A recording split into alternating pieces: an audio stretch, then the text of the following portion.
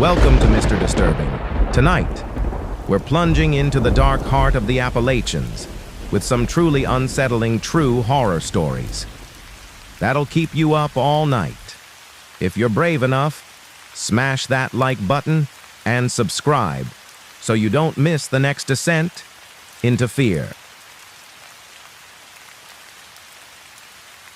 My name is Daniel Moss. I'm 46 years old. I work as a wildlife biologist for a conservation nonprofit based out of Blacksburg, Virginia. Most of my job is field work. I set up motion-triggered cameras, track animal populations, collect scat and fur samples, record migration routes. Sometimes I get dropped in for a few days at a time. Remote woods, mountains, ridges that haven't heard a human voice in years. I don't mind it. I like the quiet.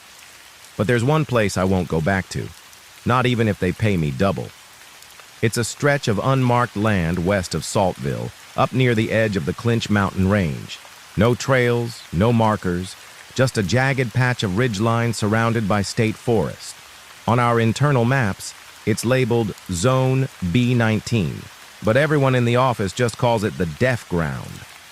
I'd heard stories before, about weird audio dropouts, batteries dying, cameras failing, motion sensors tripping with nothing visible, but until last year I'd never been sent up there myself. The request came through in June.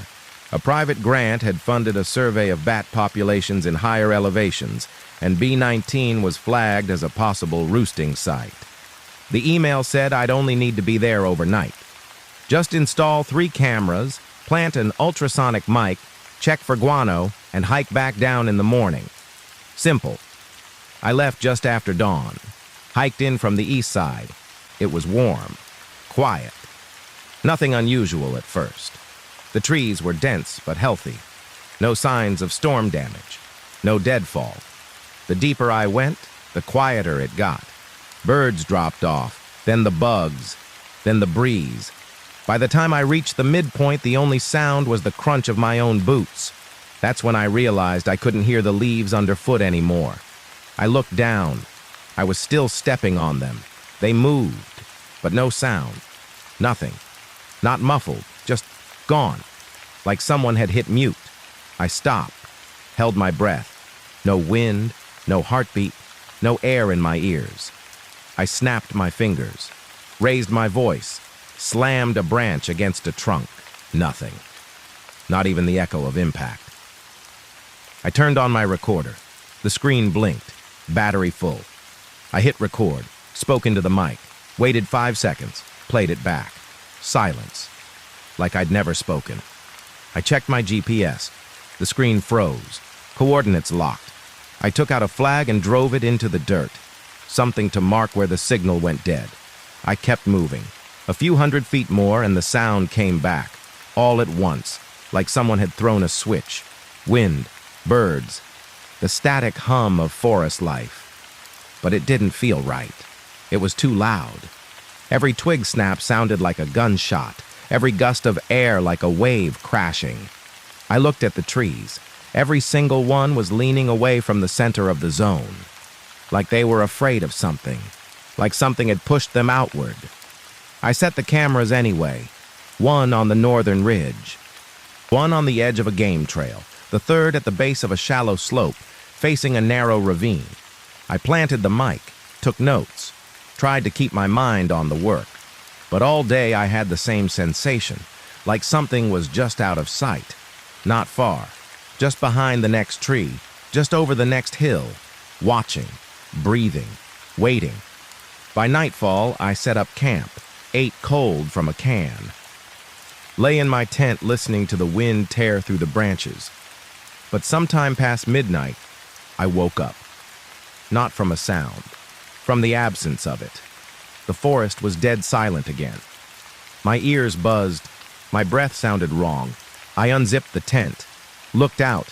Every leaf was still, every shadow frozen. But I saw something, at the edge of the trees, standing beside one of the camera poles. A figure, not moving. Tall, head slightly tilted. I couldn't make out a face. I blinked. It was gone. I went back inside. zipped the tent, stayed awake until the sky turned gray. I broke camp as soon as there was enough light, hiked fast, didn't stop, not even to check the flag I'd placed. But 2 hours later, just before I reached the trailhead, I passed something hanging from a branch, a scrap of fabric, faded orange, torn. My flag, the one I'd planted in the silent zone, 10 miles back. I stared at the flag for a long time. It was unmistakable. Same torn edge, same writing in black marker. Mute line. I'd driven it deep into the soil, nearly halfway down the silent zone. There was no way it could have ended up here. Not unless someone, or something, had taken it out, carried it across 10 miles of brush, and hung it right where I'd see it. I didn't take it with me. I didn't touch it. I just walked faster. Didn't look back. That was last June. I filed my report, marked the site inconclusive. The cameras came back blank. All 3. Not a single frame of data. Each one had drained its battery to 0 within 20 minutes of activation. The audio recorder? Nothing. Just static. No clicks, no wind, no bugs, just white noise like it had been dropped in snow. I told my supervisor something vague. Environmental interference. Unstable magnetics. He didn't question it. I didn't expect him to. A few weeks passed. I picked up a few other assignments, stayed close to town. But then the calls started. Random static on my personal phone, a burst of fuzz, then silence, always around 3 a.m. The first time I thought it was a glitch. The second, I turned off the ringer. But the third time, I picked up. And through the static, I heard something. Not words, just a breath, long, dry, hollow, like air being pulled through dead leaves. I hung up, disconnected the landline, switched phones, but the sound didn't stop. It just moved. I started hearing it in the vents, in the woods behind my house. Once, in my car, parked in broad daylight, engine off. Just that same awful silence pressing down. Thick. Waiting. Then the dreams began. I was back in Zone B19, standing at the edge of the clearing. But the trees were wrong now. Their bark was smooth, pale, almost white, and hanging from the limbs were flags, dozens of them. All mine, all marked, all fluttering soundlessly. I'd wake up choking, gasping for noise, for anything. But every night the dream got louder. Not with sound, with presence, like something was coming closer, like it was remembering me. One morning I found dirt in the corners of my room. A fine powder, too dark to be local. Appalachian soil is rich, but this was gray, dry, the kind you find under old stones, buried deep where light doesn't reach. I swept it up, didn't speak of it. But that night I checked the window and saw prints on the outside glass. Not hands, fingertips, long, space too wide, just 5, pressed gently into the pane, as if whoever, or whatever, had touched it didn't want in. It just wanted me to know. I started hearing the breath again, this time closer, no more phone, no more vents, just behind my ears, every night. And sometimes, when I opened my eyes in the dark, I'd see a shape standing in the corner. Thin, tall, head tilted, not moving, watching, always watching. I covered the mirrors, slept with the lights on. But the silence didn't care. It bled into everything. I'd sit in my kitchen and the hum of the fridge would stop. Not fade, just cut out. My footsteps wouldn't echo. I'd speak, and the sound would fall flat. And always that feeling, like I was being recorded.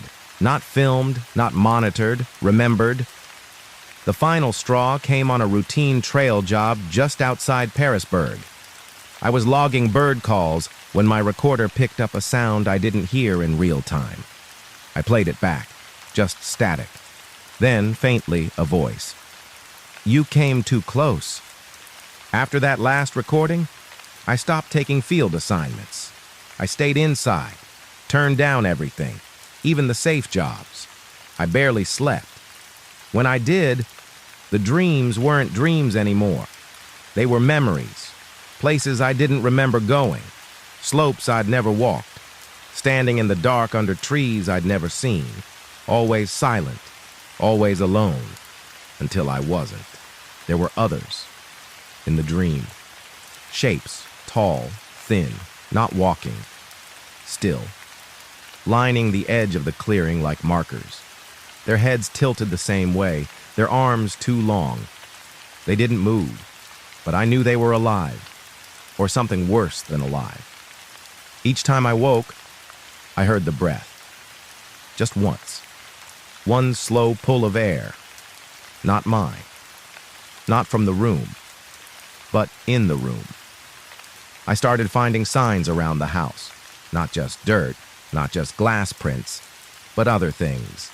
Lines, circles, etched faintly into wood grain, floor tile, even the condensation on the mirror, symbols I hadn't drawn, shapes I'd seen once long ago in the soil of Zone B19.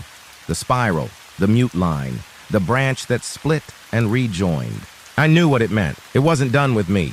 One night, around 2:58 a.m., I woke with no sound, no breath, no hum of the heater. The power was on, but the silence was complete. I sat up, the air pressed against my chest like I was underwater. I couldn't hear my heartbeat, couldn't hear the sheet move. And then I saw it, in the hallway. A shape, black against black, not reflecting light, absorbing it. Its limbs moved, not like joints, but like strings being pulled, as if gravity meant nothing. I blinked and it was gone. I stood, moved slowly. The hallway was empty, the kitchen untouched, but the back door was open. The wind outside wasn't cold. It wasn't wind. It was pull. A stillness with teeth. I stepped out. The trees in my yard were bent backward, their branches arched, as if recoiling from something tall in the center, something just beyond the limits of light. I couldn't see it, but I could feel the sound being sucked away, like standing too close to a vacuum in the shape of a man.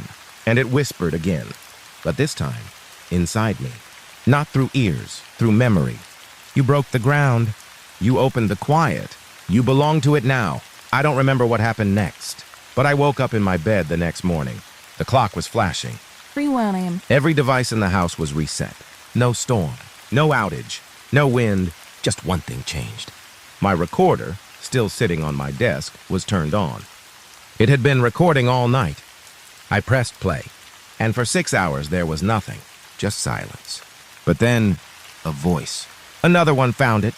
Another one heard too much. I've since moved, changed my name, burned every note I ever took on B19, but I still wake up sometimes in that same dead quiet. No breath, no heartbeat, no world. And in those moments I know I never really left. The forest isn't a place, it's a threshold. And I crossed it, long ago. My name is Owen Hale. I'm 38 years old. I was born in Roanoke, Virginia, and I work as a land assessor for a regional insurance firm. That means I hike into old properties, hunting cabins, abandoned churches, seasonal houses left to rot, and determine their risk value. Fires, floods, fault lines, that kind of thing. Most of the places I visit haven't been occupied in decades. I'm the first person to step on those floors in a generation. Usually it's boring, a few rotted beams, mold, varmint nests. But last September, I was sent to evaluate a forgotten structure in far southwestern Virginia. Not even a real town, just an area labeled Old Jacob's Fork on a county plat. Nothing showed up on Google Maps. The coordinates were buried at the end of a barely visible service trail, more than 20 miles from the nearest power line. The last note in the file was from 1978. The scanned form listed the property as low fire risk, no updates, no activity.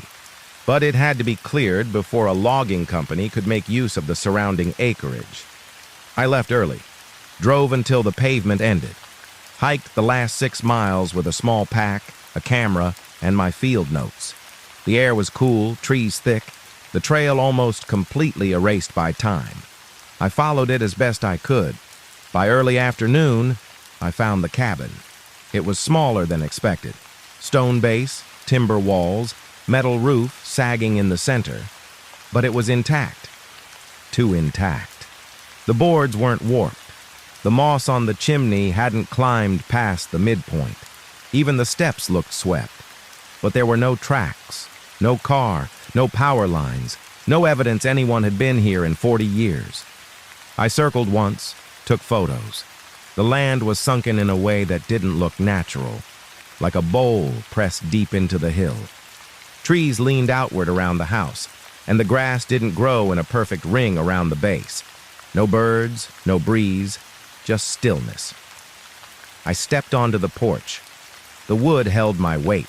I expected creaks, groans, but it was quiet, too quiet.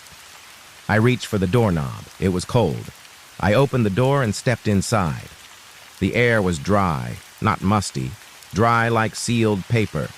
The room was simple: table, stove, empty bed frame in the corner, a chair turned toward the window, everything layered in a fine coating of dust, except the chair. Its arms were polished smooth, like they'd been held. Its base scuffed, like it had been rocked back and forth. I took a few steps in. Every footfall stirred up the dust, but none of it settled on the chair. I raised my camera and took a photo. The screen glitched, a flash of black and red pixels. Then it froze. I powered it off. Back on. It worked again. I tried not to think about it. I walked to the back room, just one. No furniture, no shelves. But the far wall wasn't right. The logs looked newer, fresher, like they'd been added later. And in the center was a wooden hatch, square, bolted, padlocked. I checked my file. There was no mention of a cellar, no crawl space, no basement. I knelt. The lock was rusted but intact. The wood was pale around it, like it hadn't been touched by weather or age. I took one picture, turned back toward the door, and that's when I saw it. In the dust were footprints, bare, human, coming out of the hatch, and none going in. I froze. My breath caught in my chest, shallow and dry. The footprints were unmistakable. Bare soles, toes wide and flat. The kind of shape you see on toddlers or people who've never worn shoes. But these weren't child-sized. They were long, too long. Each one perfectly formed in the dust, coming out from the locked hatch and stopping right behind where I stood. I spun, looked behind me. No one, just empty air and quiet so deep it felt like a vacuum. The hair on my arms rose. I stepped back slowly, carefully, and opened the front door. The sun hadn't moved, but it looked dimmer somehow. A haze had formed around the clearing, not fog, something thinner, drier, like ash in the air.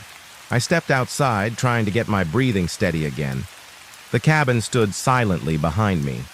No wind, no birds, not even the sound of trees moving. Just an absence that pushed down on my skull. I checked my phone. Still had battery. No signal. I looked at the picture I took earlier, the one of the hatch. But it wasn't there. The photo was dark, blurred. Nothing visible but a faint red smear at the center, shaped like an open mouth. I stared at it for too long.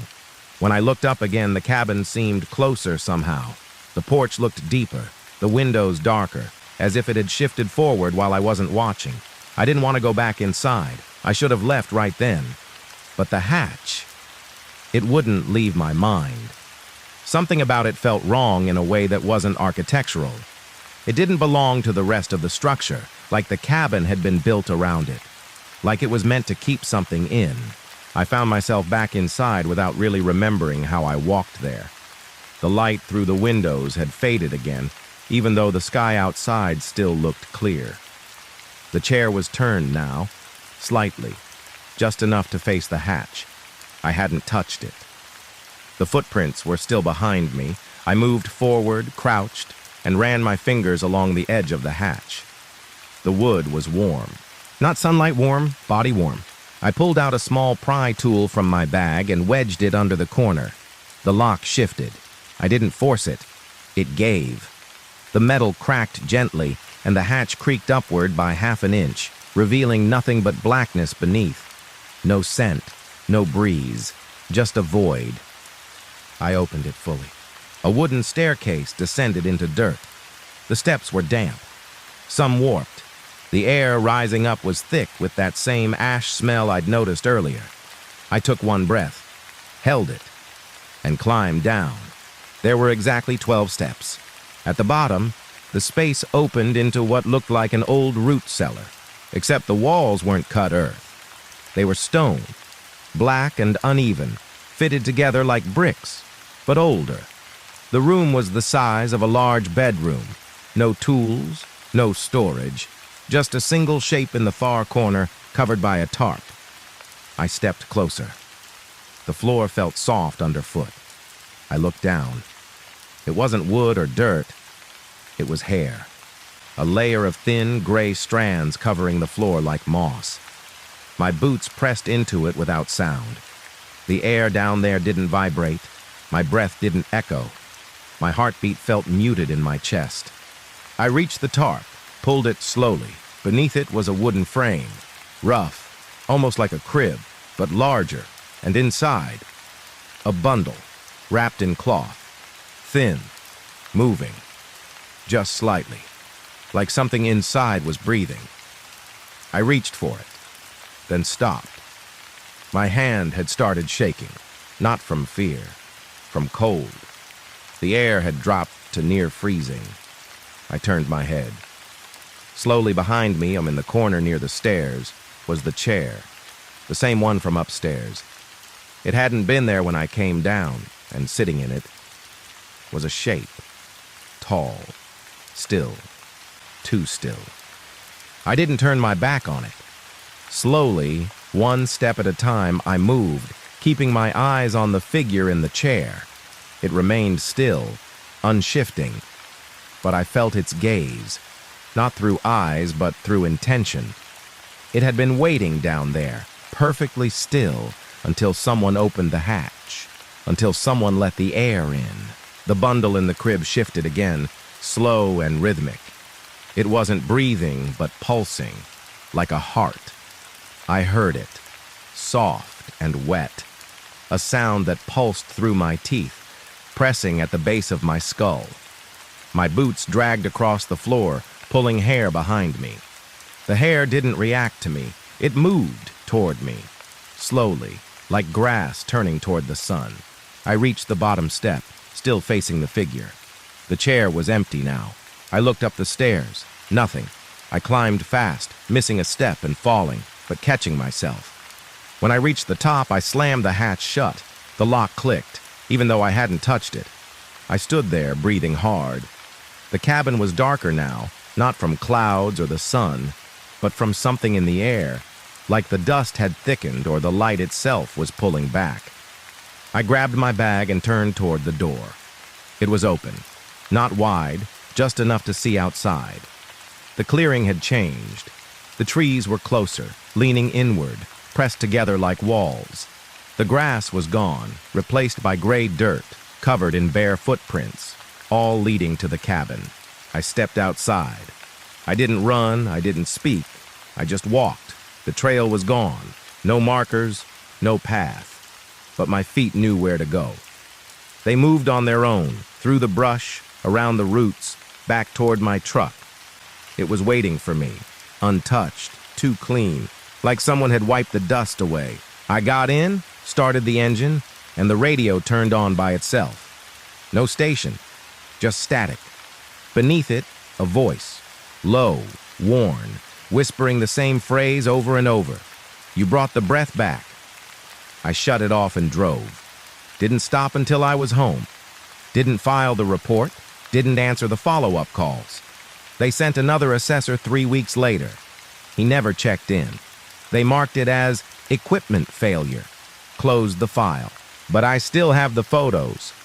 And sometimes, when I turn out the lights, I see a chair in the corner of my living room, always facing away from me, never in the same spot twice. I never see it move, but I can feel it waiting. And when the house is quiet, I swear I can hear the sound of someone breathing.